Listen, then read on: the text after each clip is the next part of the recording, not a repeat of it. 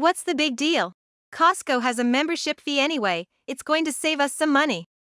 That was Sally, always trying to drag me along for her own shopping adventures. She only ever seemed to think of what was convenient for herself, and I had denied her requests time and time again.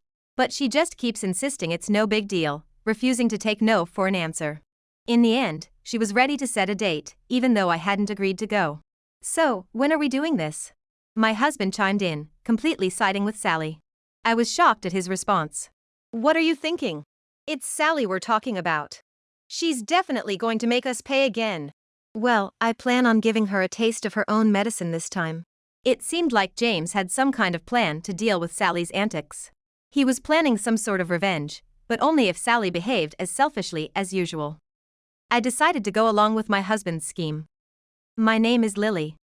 My child started kindergarten this year, and I've been busy with his education and socializing with the other parents in the neighborhood.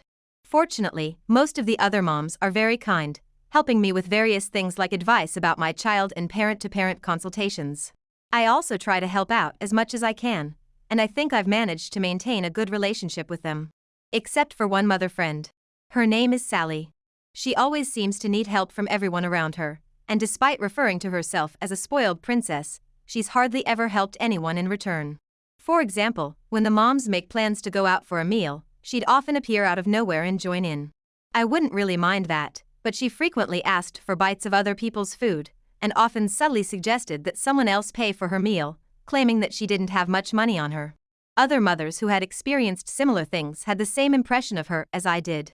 Whenever I went shopping, I always drove my car, and most of the time, she'd show up and persistently ask for a ride. While I wouldn't mind if we were headed to the same place, Sally was undeniably pushy. I was in such a hurry to catch a ride with you that I forgot my wallet. What are we going to do? Go back for it? Nah, I don't want to inconvenience you now. Maybe I can just pay you back later? Every time I took her shopping, it would end up like this. She'd make excuses like forgetting her wallet or leaving her credit card at home, and always tried to avoid taking out her own wallet. Sally never seemed to have any intention of paying, and though she promised to pay me back later, she almost never did.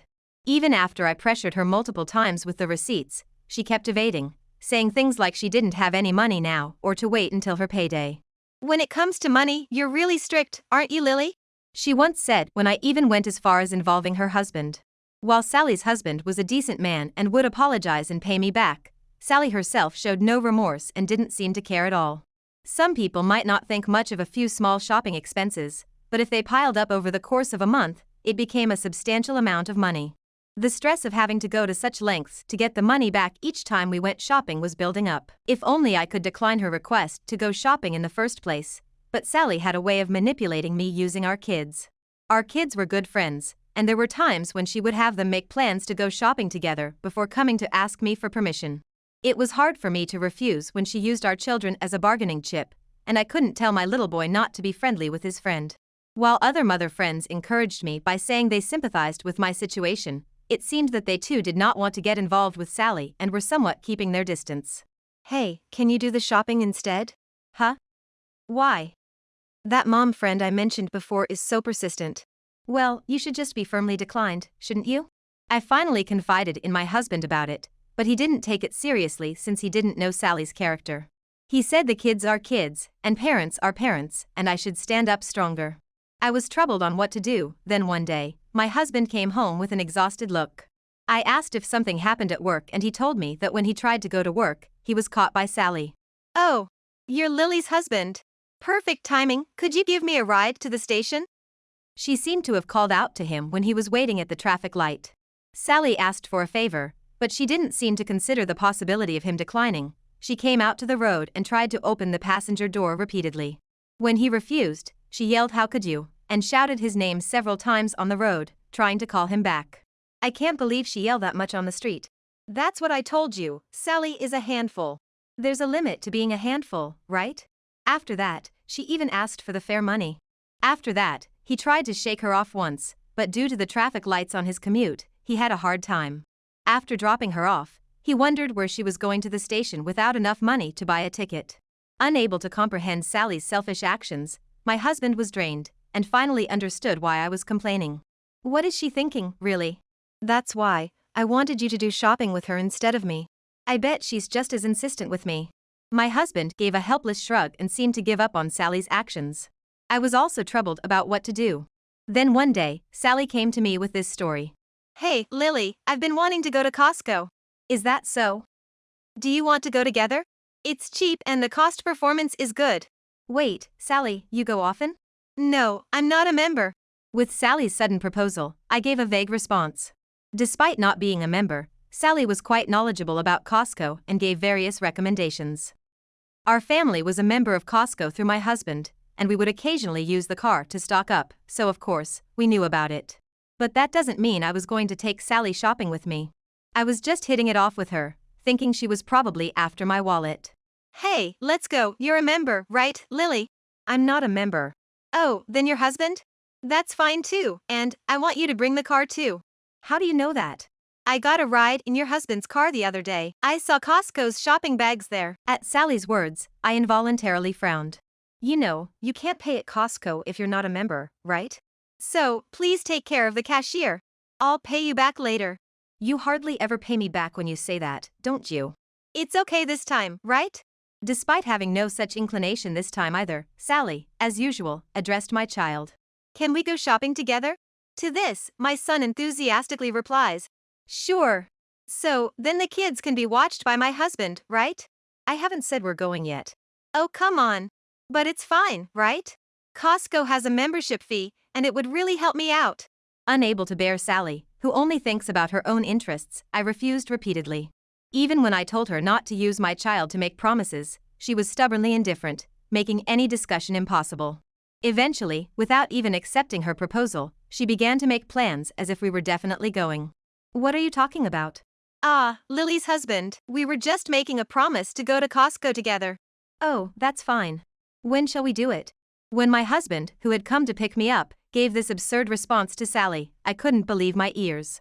Sally happily rushed to my husband and quickly secured a promise to go to Costco the following weekend. After Sally left, I poked my husband's back and couldn't help but complain. Hey, what are you thinking?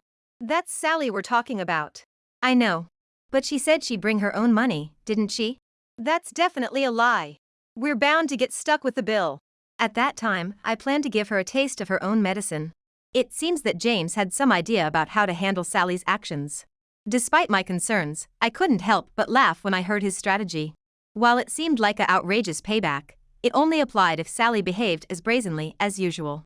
Additionally, if this occasion led Sally to avoid getting involved with us, it might turn out to be a good thing, and I decided to go along with my husband's plan. And finally, the day to go to Costco arrived. Sally, in a good mood from the morning, naturally got into our car, asking if I had forgotten anything. Do you have your wallet? It'd be a problem if you forgot it. Aren't you the one who often forgets? No worries, no worries. I was irritated by Sally's words, but James amiably responded to her. Usually, at this point, I would want to check by having her take out her wallet, but considering my husband's plan, I held back. Sally seemed well aware of Costco's system, probably knowing in advance that only those with a membership card could make payments. If she shopped there, inevitably James would have to pay. Then she could push the payment onto us as usual, and if she claimed she forgot her wallet, she wouldn't have to pay anything, which is probably what she was thinking. Sally's intentions were obvious, and James seemed to understand it well. Sally, in high spirits, arrived at the store and swiftly started to fill the cart with goods. Wow, such a wide selection. It's hard to choose. Sally happily tossed items into her cart as she looked around the store. When I suggested we keep our carts separate to avoid confusion with our goods, she adjusted her cart and continued to load it without any hesitation. James surreptitiously whispered in my ear, noting how Sally was mindlessly adding items to her cart without even looking at the price tags. I couldn't help but laugh at this. It seems Sally, as usual, wasn't considering that she'd be the one paying, and I decided to go along with James' plan. Wasn't that fun? Wait, Lily, is that all you're buying? Yes, I still have some stock at home, and I can always come back, right? Oh, I see. Make sure to invite me next time. Although I hadn't exactly invited her this time, I held my tongue. We queued up at the farthest checkout line. Seeing James pulling out his wallet while looking at the crowded checkout, Sally opened her bag. I watched her closely, and as I had predicted, she started rummaging through her small bag and began to look puzzled. Oh, I'm sorry, it seems I've forgotten my wallet. You said it was okay in the car, didn't you? I'm sorry, okay. Can I pay you back some other time? Sally's cart had significantly more items than ours. It seemed like she intended to purchase about $200 to $300 worth of goods, but she had shown no signs of concern about the amount of money in her wallet. Considering she didn't say anything when we got home today, she probably has absolutely no intention of contributing any money. James and I exchanged glances. Oh, right. Sorry, I need to take this call from my folks. I left my cart with James and stepped out of the line. I hid behind the nearby shelves, secretly observing their interactions. Sally seemed to be chatting with James without a care in the world. It's a shame you bought so much but forgot your wallet. It's really a bummer, but I'm lucky to have a friend who can cover for me. Oh. I forgot to buy something. Can you hold my place in line while I go get it? Ugh, fine, but hurry back, okay? As Sally reluctantly agreed, James also left the line. It was a Sunday morning, one of the busiest times at Costco. As soon as Sally turned to face the cashier, she was lost in the crowd. Now, what will she do? With a cart that full, she can't really say she's not buying anything, can she? Saying that, we exchanged glances and shared a wry smile, hidden behind the store shelves. We walked around the back of the shelves and queued up at the furthest checkout line on the opposite side. From there, we watched Sally, who seemed to be waiting for us while slowly giving up her place in line to those behind her.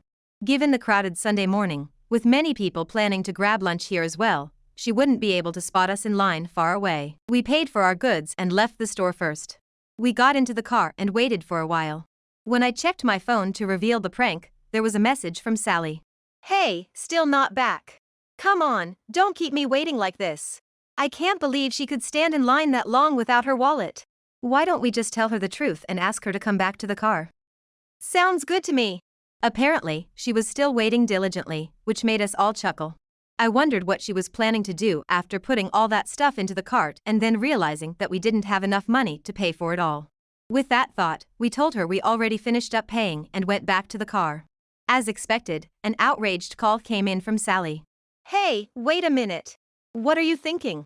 I'm not done shopping yet. If you don't have your wallet, you can't shop in the first place. Come on back now.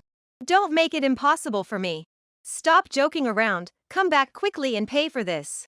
We're not paying. You have any idea how much money you've made us spend until now? This argument continued for a while, and no matter what we said, Sally insisted that I brought her, so I should pay.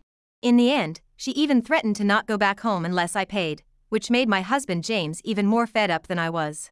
Well, if she doesn't want to come back, there's nothing we can do, James said, and he started the car. When I asked how she'll get home, James just said, "She'll be fine.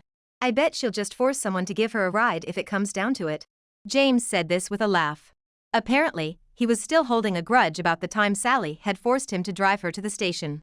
I kept communicating with Sally, even telling her that we would leave her behind if she didn't come back, but she wouldn't listen. Maybe it was harsh to leave her behind, but with the way things were going, I didn't know what else to do.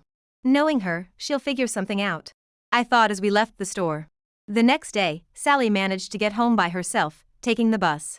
My husband, laughing about how she did have a wallet after all, was met with a furious Sally storming into our house. You left me stranded at the store. That was so mean. Well, it's your fault for going shopping without bringing any money. So, you just left me? That's the worst. You could have just paid for me. Do you even realize how much you've been mooching off us? You're always like this, Lily. You're always so stingy. She brought up her self-centered arguments, yelling endlessly about how she was unhappy that I didn't spend my money. She even demanded compensation for her emotional distress, making a scene at the entrance of our house. What's going on here, with all the shouting? Oh, Catherine. Listen to this, Lily was terrible. Passing by was Catherine. Catherine is a chatterbox and a mom friend who loves to talk, and Sally gave a smirky smile the moment she saw her. She must have wanted to spread the word about how awful I was through Catherine. Lily promised to take me shopping, and then she left me. Oh, you mean you pressured her into making a promise, right? No, it's not like that. Lily said she'd take me. There's no way she'd invite someone who's always forgetting her wallet and relying on others to pay for her. But, so, you threw a tantrum trying to get her to pay for you again, and then she left you? That's what you get.